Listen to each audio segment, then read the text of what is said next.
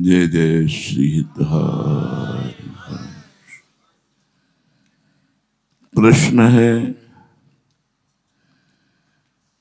भगवत चिंतन में सुख है, भगवान आनंद स्वरूप है, मैं भजन करता हूं तो मुझे क्यों नहीं मिलता? सब करते ही हैं।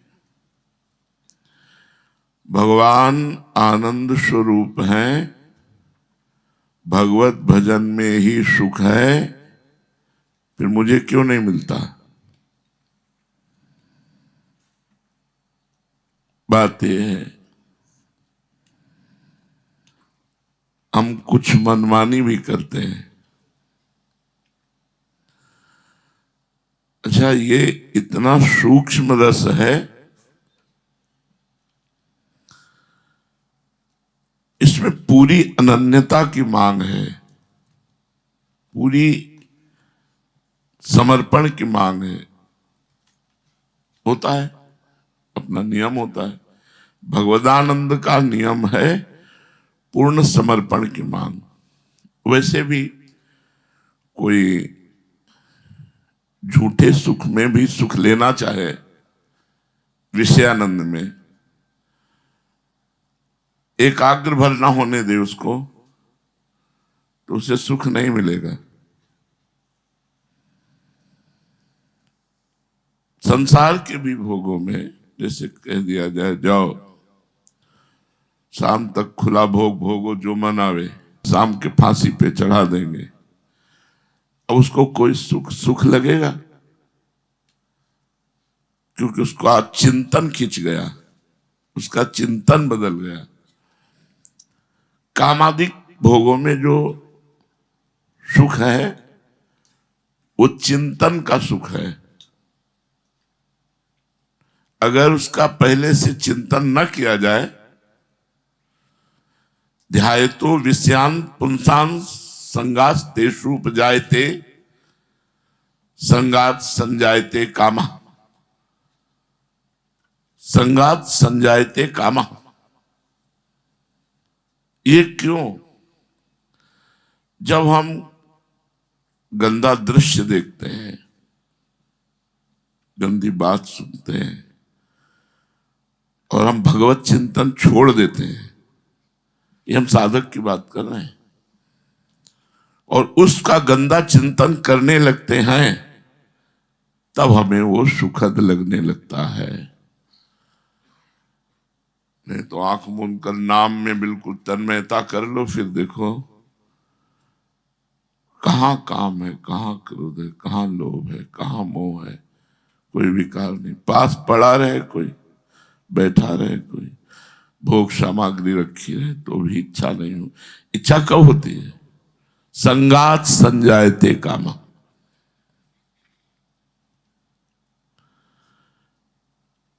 किसी मलिन शरीर को छू लो, गंदा भोगी शरीर को, तो काम की स्फुरणा होने लगेगी। उसके अंदर काम की शांति होने लगेगी। जैसे मलिन शरीर है, उसका कामी शरीर है, और वो स्पर्श करे तो पवित्र शरीर में काम की स्फुरणा जागृत हो जाएगी, और उसके शरीर में काम की शांति होने लगेगी, उसका मन निष्काम होने लगेगा। इतना परिवर्तन होता है। संग, दृश्य, वार्ता, चिंतन, ये जब सब एक हो जाते हैं तो ना होने पर भी भोगों में सुख का अनुभव होने लगता है। कैसे? यदि सुख नहीं है तो सुख का अनुभव कैसे होता है? आप कह रहे हैं ना होने पर भी होता है। जैसे पिक्चर, सिनेमा, क्या सुख है? पहली बात है, सब कोई जानता है झूठी बात दिखाई जा रही है। दूसरी बात है, जितना है सब नाटक, फर्जी, बेकार, नाशवान, बिल्कुल बेकार। लेकिन जब हमारा चिंतन, महत्व बुद्धि, एकाग्रता और सुख बुद्धि उसमें हुई, फिल्म देखने के लिए राजी हो जाते हैं। और 3 घंटा देखने के बाद हर्षित मुद्रा में निकलते हैं, यार बड़ा मजा आया। कहाँ है मजा? कहाँ है तुम्हारे पास? है कुछ शांति, परमानंद, ज्ञान, अनुभव कुछ? क्या? कैसा उसने, कैसा? ये चिंतन ध्याय तो विषयान पुंसा संगास्तेषु उपजायते। अगर हम किसी ऐसे का स्पर्श न करें जिसमें काम वेदना है, संभाषण न करें और दृश्य न देखें, तो काम की सत्ता ही नहीं है। ना सतो विद्यते भावो, ना भावो विद्यते सता, भगवान ने कहा है। इस समय बताओ किसको काम सता रहा है? क्यों? उसका चिंतन नहीं, उसका दृश्य नहीं है, उसके प्रति हमारा सुख बुद्धि नहीं है। भगवान के प्रति सुख बुद्धि है। तो इस समय सब निष्काम है। एक ही जगह सब बैठे हुए हो लेकिन सब निष्काम हो, किसी के अंदर कोई भी पीड़ा काम की नहीं है कि कोई इस समय व्यथित हो काम से। क्यों? क्योंकि संगास तेषु उपजायते, उपजायते संगास तेषु, संग से ही इन दोषों का रंग चढ़ता है। इसलिए कस्तरति कस्तरति मायाम, बोले यो संगास त्यजति, जो ऐसे संग का त्याग कर देता है। यो महानुभावो सेवते, जो महापुरुषों का संग करता है। यो निर्ममो भवति, जो ममता रहित हो जाता है। सतरति सतरति सतारयति, स्वयं तर जाता है, तर जाता है और दूसरों को भी तार देता है। आपने यथार्थ बात लिखी कि जब भगवत चिंतन में सुख है, परमात्मा में सुख है, तो मुझे क्यों नहीं मिलता? तो जब तक तुम जागतिक भोगों में सुख बुद्धि मानोगे और उनको भोगोगे और उनका संग्रह करोगे, तब तक भगवदानंद स्फुरित नहीं होगा। उसका नियम है, वो स्फुरित ही तभी होता है जब संसार में सुख बुद्धि नहीं रह जाती, किसी भी भोग के भोगने की इच्छा नहीं रह जाती, तो अपने आप भगवदानंद स्फुरित होता है। एकदम खिला हुआ कमल जैसे, मुख प्रसन्न, तन तेज विराजा, कीनस रामचंद्र कर काजा। एकदम हृदय आनंद से लबालब भरा हुआ है। कुछ चाह नहीं, कोई चिंता नहीं, न जन्म न मरण, न लाभ न हानि, न सुख न दुख, न मान न अपमान, एक अद्भुत आनंद, उसे कहते भगवद आनंद। जब तक भोगों का चिंतन करोगे, भोगों का संग करोगे, भोगों का सुख बुद्धि से, महत्व बुद्धि से उनका आदर करोगे, तब तक भगवदानंद स्फुरित नहीं होगा। इनका निरादर करना है। छी, देखो आप कहां सुख है, किस पदार्थ में सुख है, किस में सुख है, विवेक बुद्धि से देखो तो छी निकलेगा। छी,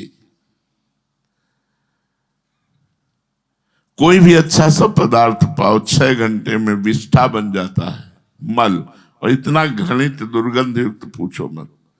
कोई भी पदार्थ खाओ, 20 मिनट बाद उल्टी कर दो तो कितना घृणित हो जाता है।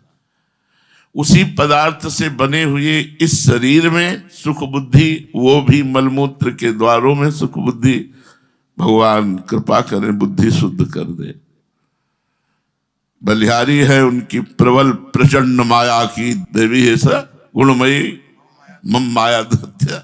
कितनी दुरत्य है, इतनी दुरत्य है, पूछो मत, पूछो मत। नारद जी से गरुड़ जी ने कहा कि मुझे ऐसा ऐसा होगा। बोले महाराज जो माया बहुबार नचावा, जासु चरित्र लखि काहु न पावा। जिसके चरित्र को कोई जान नहीं पाया, ऐसी भगवान की विचित्र माया है। भजन करते हुए ये जो भोगों में सुख बुद्धि की लालसा, ये सबसे खतरनाक है। और खूब पता है कि सुख नहीं है, पता है इसमें कोई सार नहीं है, पर मन बस इसी को ठीक करना है। जब तक आप संसार के भोगों में सुख मानते रहेंगे, तब तक भगवदानंद का, सच्चे सुख का आप स्पर्श भी नहीं कर सकते, दर्शन भी नहीं कर सकते। एक बार भगवदानंद स्फुरित हो जाए, फिर विषयानंद की धज्जियां उड़ जाती हैं। एक बार भगवदानंद, अमुक अमुक विषयों की प्राप्ति अमुक प्रकार से भोगा जाए तो सुख मिलेगा, ये बहुत बड़ा भ्रम बैठ गया है अनेक जन्मों से। इसी भ्रम के कारण मनुष्य दिन रात सत्य सच्चिदानंद में, सच्चिद आनंद में भगवान का चिंतन ना करके विषय चिंतन करता है। आपको हमारी ये बात सत्य सदा याद रखनी होगी कि यदि विषय चिंतन होगा तो पाप होंगे, और पाप होंगे तो भगवदानंद कदापि नहीं मिलेगा। इसीलिए कहा हनुमंत विपत्ति प्रभु सोई, जब तो सुमिरन भजन न होई। और एक हम आपको अपने अनुभव की बात बताते हैं कि जैसे हमको ये प्रिय लग रहा है, तुम इसे देख रहे हैं, राधा वल्लभ श्री हरिवंश, राधा वल्लभ श्री हरिवंश, राधा वल्लभ श्री हरिवंश, राधा, वो डिलीट हो जाएगा, वो प्रियता खत्म हो जाएगी। हमारी बात मान लो, जो भोजन अच्छा लग रहा है भोग लगाओ, राधा वल्लभ श्री हरिवंश, राधा, छूटने न पावे राधा वल्लभ श्री हरिवंश। अगर वो भोजन की प्रियता ना खत्म हो जाए तो बताना, उस भोग की प्रियता ना खत्म हो जाए तो बताना, क्योंकि वो सत्ताहीन है। जितने भी भोग हैं ये सत्ताहीन है, और भगवान सत्तावान है। ना सुतो विद्यते भाव, ना भाव विद्यते। इस बात को समझिए, इनकी सत्ता नहीं है और भगवान की सत्ता है, सत्य की सत्ता है। तो असत भोगों की सत्ता हमने दे दी है, इसलिए है।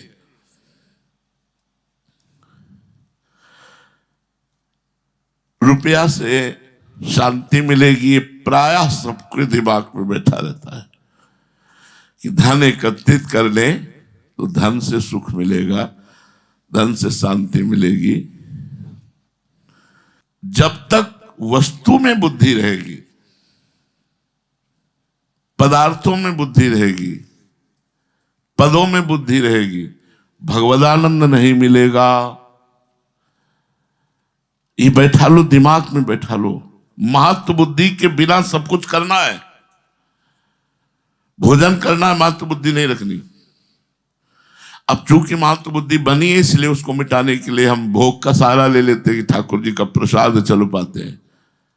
लेकिन उसमें भी स्वाद बुद्धि हटानी होगी, पदार्थ बुद्धि हटानी होगी। गुलाब जामुन तो सब्जी में मीसो गुलाब जामुन, सब्जी प्रसाद में, और फिर पाओ। प्रसाद तो प्रसाद है ना, लेकिन गुलाब जामुन का अलग टेस्ट होना चाहिए, अलग। वो गुलाब जामुन आपके परमानंद में, भगवदानंद में बाधा पहुंचा देगा। ये बड़ा सूक्ष्म विषय है, बड़ा सूक्ष्म विषय है। जब तक ये सूक्ष्मता आप लोग समझेंगे नहीं, तब तक ये, जैसा इन महानुभाव का प्रश्न है कि मैं भजन भी करता हूं, भगवत चिंतन भी करता हूं, लेकिन भगवदानंद नहीं मिलता। मुझे लगता है जितने लोग बैठे हैं सबका प्रश्न यही होगा, क्योंकि भगवदानंद मिल जाएगा तो विषयानंद छूट जाएगा, फिर अच्छा नहीं लगेगा। संग दोष, अन्न दोष, दृश्य दोष, श्रवण दोष, इन दोषों का यदि हमारे साथ संयोग ना हो तो हो ही नहीं सकती, वासना जागृत ही नहीं सकती। पूर्व संस्कारवश स्फुरणा जागृत होगी, वासना आपको, ये अनुभव की बात कह रहा हूं। संग दोष, दृश्य दोष, श्रवण दोष, भोजन दोष, 4 दोषों से बचिए। पूर्व संस्कारवश यदि स्फुरणा आएगी तो शांत हो जाएगी। यदि हमें भगवद आनंद प्राप्त करना है तो हमको इससे बचना ही है। श्री भगवान ने स्पष्ट बताया कि काम साधकों का महाबैरी है, यही भगवदानंद उत्पन्न नहीं होने देता। महासना माने बहुत खाने पर भी अघाने ना वाला, बहुत भोगने पर भी तृप्त ना होने वाला, जिसकी कभी तृप्ति नहीं होती, और महान पापी। वैरी बताया, महासना बताया और महापापी बताया। इससे महापाप होते हैं। और इस काम से ही क्रोध का प्रादुर्भाव होता है, काम से ही स्मृति का नाश हो जाता है, भगवद स्मृति का नाश हो जाता है, रजोगुण बढ़ जाता है। इस आसक्ति से साधक का आंतरिक चिंतन ही बदल जाता है, बाहर से कुछ और अंदर से कुछ होता है। संग दोष पक्का, वो दोष पवित्र हृदय में माना जा सकता है कि इससे कामी है, लेकिन उसमें था नहीं, है नहीं, आगंतुक है, आया हुआ है, पर माना उसी में जाएगा किसके हृदय में, पर वो आगंतुक है। आगमा पाइनो अनित्यास्ता स्थिति स्वार्थ, ये आने जाने वाले। आया कैसे आया? संग दोष, खान पान। अगर हम आपका काम भाव से चिंतन करते हुए भोजन बनाएं और आपको पवा दें, अगर आप काम से व्याकुल ना हो जाओ तो हमें बता देना। अगर हम रोते हुए भगवान के विषय में चिंतन बनाए, अगर आपको रोना ना आवे तो बता देना। बहुत बड़ा प्रभाव भोजन का, बहुत बड़ा प्रभाव संग का। जिस समय ओंकारानंद सरस्वती जी महाराज नजफगढ़, जो ब्रह्म मुहूर्त में 4 बजे जे भी गंगा के किनारे बैठकर ओंकार नाद करते, तो ऐसा लगता हम ब्रह्मलोक जा रहे हैं, साक्षात ब्रह्मानुभूति सी होती। क्यों? केवल ब्रह्माकार वृत्ति हर समय। जो भिक्षा, एक अल्मोनियम का कटोरा रखते थे, अल्मोनियम का, कि कोई उठा के भी ले जाए, ऐसे जो डाला, कोई कुछ डाल दिया उस वही पर। क्या महापुरुषों की रहनी। मनुष्य मन से विषयों का चिंतन करता है, विषय चिंतन से विषयों में आसक्ति होती है, और आसक्ति में ही काम वास करता है, और काम से ही मूढ़ता छाती, स्मृति भ्रम होता है, बुद्धि का नाश हो जाता है। इससे ये सिद्ध हुआ कि आप भजन करते हैं पर आपको भगवदानंद का अनुभव नहीं हो रहा, तो आपका चिंतन, आपका संग, आपका भोजन, आपका दर्शन, आपका श्रवण सुरक्षित नहीं है, असुरक्षित है। देख लो कहीं असुरक्षित है। अगर ये असुरक्षित है तो बहुत समय पर तक नियम से भजन करने पर भी भगवदानंद का अनुभव नहीं होगा। नहीं, बिना भजन के भी भगवदानंद का अनुभव हो जाएगा, क्योंकि आप भगवत स्वरूप हैं, आप सहजानंद स्वरूप हैं। ईश्वर अंश, जीव अविनाशी, चेतन अमल, सहज सुख राशि। सहज में सुखमय आप हो जाएंगे, सहज में एक आनंद की फूलन होगी आपके अंदर। समस्त दुखों का, चिंताओं का, सर्वनाश का मूल कारण भोगों का चिंतन है। हानि हरिवंश के नाम अंतर परे, लाभ हरिवंश उच्चत वाणी। तब सुख हरिवंश गुण नाम रसना रटत, और बहुवचन अति दुख दानी। हानि हरिवंश के नाम अंतर पड़े, लाभ हरिवंश उच्च, विषय चिंतन न होने पावे। विदेहराज जनक जी से यही बात देवर्षि नारद जी ने पूछी कि आपको विदेह कैसे कहा गया। तो एक दिन उन्होंने दृश्य दिखाया कि एक हाथ स्त्री के स्तन पर रखा हुआ था और सर्दी का समय था, तो पलंग के समीप अंगीठी रखी थी, पैर फिसल कर अंगीठी के ताप में पहुंच गया था। दौड़ करके अंगीठी हटाई तो देखा छाले पड़ गए थे और वो शांत मुद्रा में थे। तो पूछा, महाराज आपका पैर जल रहा था, और हाथ देखा तो स्त्री के तन पर। तो जनक जी ने कहा, प्रगाढ़ चिंतन की स्थिति में बाह्य शरीर की स्थिति क्या है इसका भान न होना ही विदेहराज कहते हैं।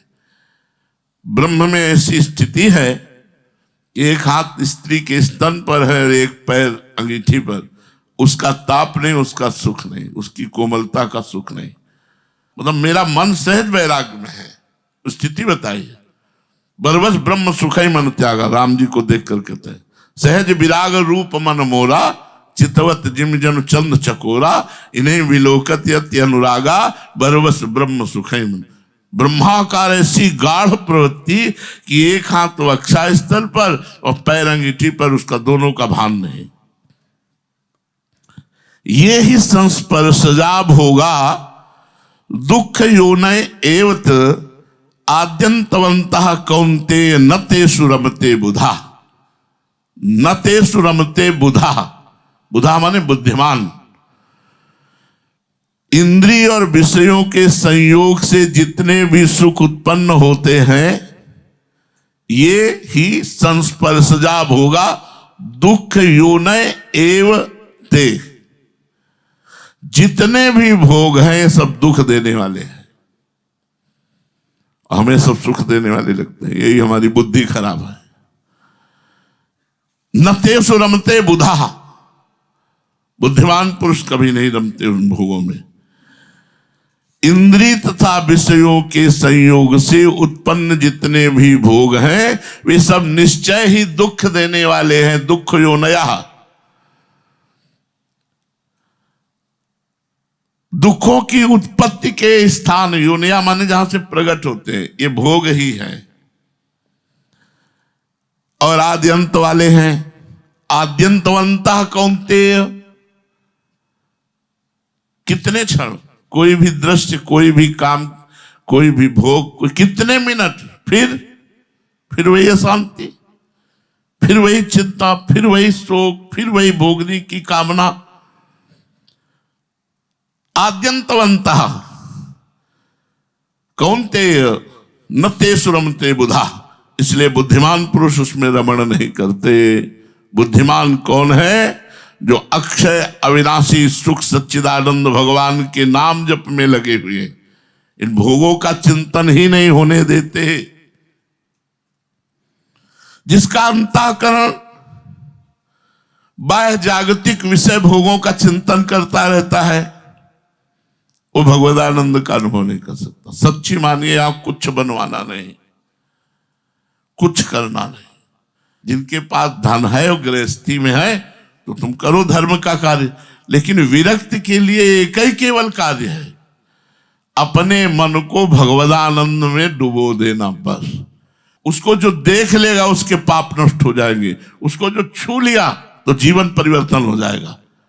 संत दरस जिमि पातक टरहि, चलते फिरते त्रिवेणी प्रयाग में स्नान करने का जो फल मिलता है, वैसे संतों के दर्शन से फल मिलता है। मुद मंगलमय संत समाजू, जो जग जंगम तीरथ राजू। कुछ नहीं करना, ये सब प्रपंच है, ये सब प्रपंच है। बैठ के सत्संग कर ले, एकांत में बैठ करके खूब डट के नाम जप करे, बस यही जीवन का सार है। सब प्रपंच है, करते करते मर गए और नरक पहुंच गए। और क्या? नरक का मतलब क्या? आवागमन। वो तो एक दंड विधान के स्थान का नाम नरक, मुख्य नरक तो आवागमन ही है। आवागमन, बार बार जन्म, बार बार मरण। ये हमें जो भगवान ने वैराग्य दिया, हमें जो भगवान ने घर से निकाला, बहुत बड़ी बात है। इस प्रपंच से निकाला तो केवल भगवत भजन के लिए, केवल भजन के लिए, कुछ नहीं करना। अब जैसे कुछ नहीं करने का मतलब भगवत प्रतिकूल कुछ नहीं करना, भगवत अनुकूल करना। ठाकुर सेवा कर रहे हैं, गुरु सेवा कर रहे हैं, क्योंकि कोई भी पुरुष, कोई भी शरीरधारी बिना क्रिया किए नहीं रह सकता। यदि सद क्रिया नहीं करेगा तो असत क्रिया होगी। लेकिन कुछ चाह कर, कुछ किसी से लेकर क्रिया करना हमारे लिए निषेध है। श्री जी को क्या पसंद है? दैन्यता पूर्वक उनकी शरणागति, उनका चिंतन। ये दिमाग में बैठा लो। हमारा धन क्या है? विरक्त का धन क्या है? चिंतन। विरक्त का कर्तव्य क्या है? चिंतन। विरक्त का सबसे बड़ा जीवन का कार्य क्या है? अखंड चिंतन। बस अनन्य चिंतन तो माम, माम भगवान का चिंतन। विषयान ध्यायतस् चित्तम विशेष विसज्जते मामनुस्मरस्त चित्तम मय्येव प्रविलीयते। बहुत जोर की बात भगवान कह रहे, बहुत जोर की भगवान कह रहे। विषयान ध्यायतस् चित्तम विशेष विसज्जते। जो विषयों का ध्यान करता रहता है तो उसका चित्त विषयाकार हो जाता है, और जो भगवान का ध्यान करता रहता है उसका चित्त भगवदाकार हो जाता है। अपने लोग भगवदाकार चित्त करने के लिए आए हैं, इसलिए विषय चिंतन छोड़ना है। हमारी साधना क्या है? विषय चिंतन छोड़ना। पर हमने कोई चिंतन छोड़ने की मन की सलाह नहीं मानी। इसलिए भगवान की कृपा से इस महाभयंकर तूफानमयी आंधी से निकलते चले जा रहे हैं। महाभयंकर तूफानमयी आंधी चल रही, आपको भले न दिखाई दे रही, मुझे दिखाई दे रही। महाभयंकर तूफानमयी आंधी चल रही संसार में। ये मारा, वो गिरा, ऐसे गिराती चली जा रही है। रमैया के दुल्हन लूटे रमैया के दुल्हन लूटे बाजार। मेरे प्रभु की दुल्हन है, मायापति है ना भगवान, तो माया कौन है? भगवान की दुल्हन तो है। रमैया के दुल्हन लूटे बाजार। बस एक चीज ये हुई है कि चिंतन को राधा राधा राधा हम सब सह लेंगे, लेकिन आपका चिंतन नहीं छूटने पाएगा। तो वो जैसे बाढ़ आ गई है, एक आपको रस्सी मजबूत मिल जाए तो आपको बहा नहीं पाएगी। यद्यपि श्रम पड़ेगा, श्रम हो सकता है, भय भी लग सकता है, लेकिन आपको वो रस्सी खींचते चले जाओ, आपको पार कर देगी।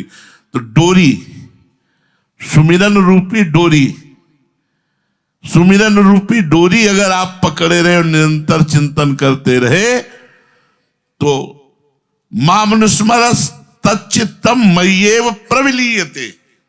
भगवान कह रहे हैं कि जो मेरा स्मरण करता है तो चित्त मुझ में तल्लीन हो जाता है, चित्त भगवदाकार हो जाता है। अब भगवदानंद की प्राप्ति होगी।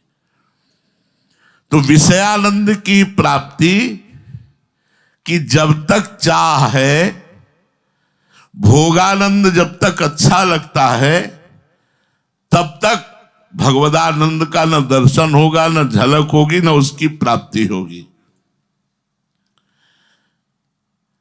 कलयुग में बहुत जल्दी भगवदानंद प्राप्त हो जाता है, पर इसका स्वयं का दोष है। पुंसाम कलि कृतान दोषान द्रव्य देशात्म संभवान सर्वान हरति चित्तस्थो भगवान पुरुषोत्तमा। ये झूठ बोलने में बहुत प्रियता दिखाएगा, कलयुग का प्रभाव होगा। झूठ बोलना अच्छा लगेगा, बुरा नहीं लगेगा, पाप नहीं लगेगा कि मैं पाप कर रहा हूं। झूठ बोलना पाप है, सब कोई जानता है, कौन नहीं बोलता है? कलयुग का एक दोष है। बहुत जल्दी भगवत प्राप्ति हो जाती है, लेकिन कलयुग का दोष है। झूठ बोलना पाप है। कबीरदास जी महाराज जी का दोहा भी है कि साच बराबर तप नहीं, झूठ बराबर पाप, और जाके हृदय साच है ताके हृदय आप। बोले सत्य के बराबर कोई तपस्या नहीं और झूठ के बराबर कोई पाप नहीं है। और गोस्वामी तुलसीदास जी ने भी कहा है, नहीं असत्य सम पातक पुंजा। झूठ बोलने के समान कोई बड़ा पाप नहीं। लोग बड़ा पाप रोज करते हैं, दिन भर करते हैं, नहीं करते। नहीं, कलयुग में बहुत जल्दी भगवत प्राप्ति हो जाए। कलयुग का बहुत बड़ा प्रभाव है। अब एक ही नियम ले, झूठ नहीं बोलेंगे। हिम्मत है? 1 मिनट निर्वाह करना मुश्किल हो जाता है। 1 मिनट निर्वाह, पूरा झूठ का मकान तैयार कर देते हैं, महल तैयार कर देते हैं। क्या फ्रॉड संसार है ये कलयुग। पुंसाम कलि कृतान दोषान, बेईमानी, झूठ बोलना, बेईमानी करना और व्यभिचार करना, मदिरा पीना और मांस, अंडा, मछली ये सब खाना, एक कलयुग का स्वभाव है, प्रभाव है। ये अपना प्रभाव दिखाकर सबको इसमें रख कर देगा। बचेगा कौन? बोले सर्वान हरत चित्तस्थो भगवान पुरुषोत्तमा। जिसका चित्त भगवान पुरुषोत्तम में लगा है वही इससे बच सकता है, नहीं तो महत पाप कराता ही रहता है कलयुग। यथा हेम इष्टिस्तो वह्निर दुर्वर्णम हंति धातुजम एवं आत्मगतो विष्णु योगिनाम शुभाशयम। जैसे आग में रखने पर सोना तप करके निखार लाता है, ऐसे भगवान उस योगी के हृदय में बैठ करके समस्त पापों को नष्ट करके, कलयुग के दोषों को नष्ट करके भगवदानंद प्रकट कर देते हैं। इसलिए हे भैया, जब तक तुम विषयों में सुख खोजोगे, भोगों का चिंतन करोगे, भगवत चिंतन नहीं करोगे, तब तक तुम्हें भगवदानंद की अनुभूति नहीं होगी। फिर एक बात सुन लीजिए, भोगानंद के चिंतन की वृत्ति कब जागृत होगी तुम्हारे अंदर? सहज में नहीं जागृत होगी। पूर्व जन्म के संस्कार के अनुसार प्रेरित स्फुरना हो सकती है, लेकिन आपकी स्मृति में बाधा नहीं पड़ सकती। वो तब होगी जब आपका भोजन गलत होगा, आपने देखा गलत होगा दृश्य, आपने सुना गलत होगा, आपका संग गलत होगा, आपका चिंतन गलत होगा, तब इसका प्रभाव पड़ता है। अगर आप इससे अपने आप को सुरक्षित रख पावे तो बहुत जल्दी कलयुग में भगवदानंद की अनुभूति हो जाती है। शेष चर्चा आगे। श्री राधा वल्लभ लाल।